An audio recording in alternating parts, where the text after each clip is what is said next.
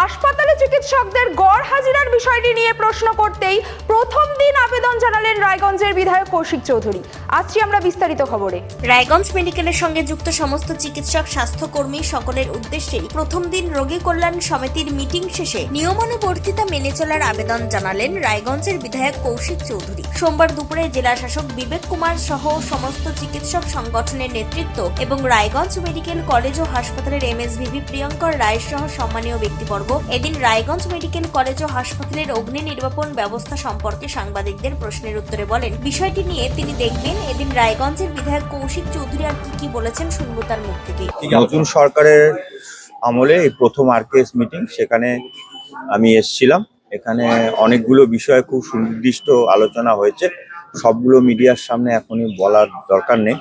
তো আমরা কিছু কিছু সমস্যা এখানে আছে, তো সেগুলো নিয়ে কাজ করব।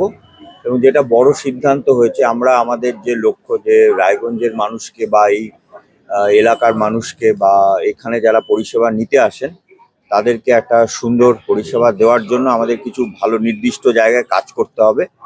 সেই জন্য আমরা ঠিক করেছি এখন প্রত্যেক মাসে রোগী কল্যাণ সমিতির মিটিং হবে, যেটা ফ্রিকোয়েন্সিটা বাড়াতে হবে। এই বিষয়ে আলোচনা হয়েছে, তো দেখা যাক কি হয়। তবে রোগী কল্যাণ সমিতির মিটিং এর যে নয়া বিজ্ঞপ্তি সরকারের নিয়ম নীতির প্রতিফলন হবে তা প্রথম দিনের মিটিং এ স্পষ্ট বলে দিয়েছেন রায়গঞ্জের বিধায়ক কৌশিক চৌধুরী। শেষমেশ খোল নলছে বদলায় কিনা তা অবশ্য বলবে সময়। উত্তর দিনাজপুরের রায়গঞ্জের মেডিকেল কলেজ ও হাসপাতাল ঘুরে নিজস্ব প্রতিনিধির রিপোর্ট, টাইমস 14 বাংলা। আরো নিত্য নতুন ভিডিও পেতে এবং তথ্য জানতে আমাদের ফেসবুক পেজকে লাইক ও ফলো করে রাখুন। সেই সঙ্গে টাইমস 14 বাংলার ইউটিউব চ্যানেলকে সাবস্ক্রাইব করতে ভুলবেন না। মুখের উজ্জ্বলতা হারিয়ে গেছে, স্পট পড়ে গেছে, ব্রণ ভর্তি, তাই আর দেরি না করে আজই আসুন রায়গঞ্জের চণ্ডীতলায় হেলথ প্লাস মাল্টি স্পেশালিটি ক্লিনিকে এবং এখানে পান অভিজ্ঞ ডাক্তার দ্বারা ফ্রি স্কিন টেস্ট।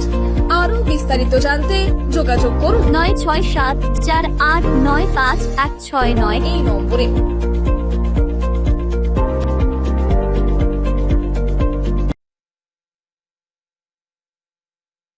আজ তোমার বিয়ে সাজলো নতুন সাজে।